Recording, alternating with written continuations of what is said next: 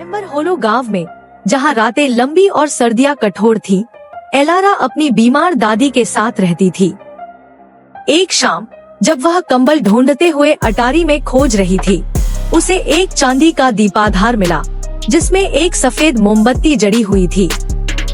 जिज्ञासावश उसने उसे जलाया और आश्चर्य से देखा कि लौ कभी नहीं डगमगाई, कभी नहीं मंद पड़ी।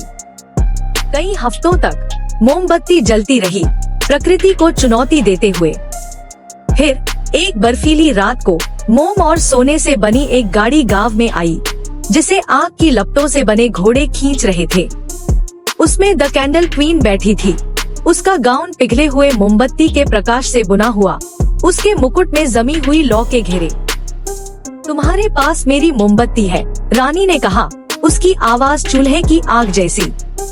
ऐसा खजाना मरते हाथों में नहीं रह सकता। मेरे साथ मेरे राज्य में चलो, जहाँ प्रकाश कभी नहीं मंद पड़ता। रानी एलारा को लुमिनारा ले गई, एक टपकते मोम के महल में, जहाँ जीवित लपटें कांच के कक्षों में नाच रही थी और मोम से बने लोग अनंत कार्यों में लगे थे। मोहक था।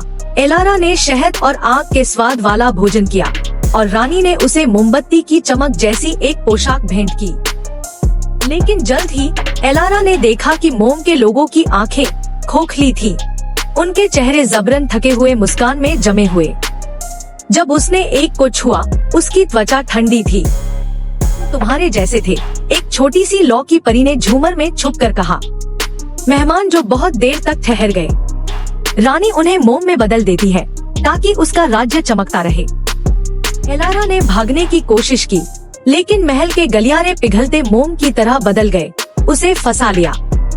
कैंडल क्वीन ने उदास मुस्कुराते हुए कहा, सभी प्रकाश मंद पड़ते हैं प्रिय, मेरा भी। लुमिनारा को जीवित रखने का एक ही तरीका है, दूसरों से गर्मी उधार लेना। एलारा को सच्चाई का एहसास हुआ। रानी की अमरता दूसरों के जीवन चुरा कर आती थी, उन्हें मोम में बदलकर अपने राज्य का ईंधन बना लेती थी। वह मोमबत्ती जो उसने जलाई थी, वह एक जाल था, रानी के अगले शिकार के लिए एक संकेत। परी की मदद से एलारा ने हार्ट फ्लेम ढूंढ निकाला, रानी की शक्ति का स्रोत, एक कांच के गोले में समाई मरती हुई चिंगारी। रानी ने गिड़गिड़ाया, इसके बिना मैं गायब हो जाऊंगी, मेरे बिना यह राज्य टूट जाएगा। एलारा ने झिझक महसूस की। रानी दुष्ट नहीं, बल्कि अकेली थी। लेकिन मोम के लोग फुसफुसाए, हमें विश्राम दो। उपसंहार, बची हुई रोशनी।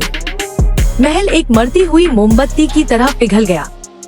मोम के लोग धुएं में परिवर्तित होकर मुक्त हो गए। रानी अब केवल एक टिमटिमाती लौ ने कहा, धन्यवाद, और गायब हो गई। एलारा अपनी अटारी में जागी, चांदी का दीपाधार उसके हाथों में ठंडा पड़ा था। लेकिन जब उसने एक माचिस जलाई, एक छोटी सी साधारण लौ जीवित हो उठी, नश्वर, नाजुक और सुंदर। शिक्षा, कुछ रोशनियां मंद पड़ने के लिए ही होती हैं, यही उन्हें अनमोल बनाता है।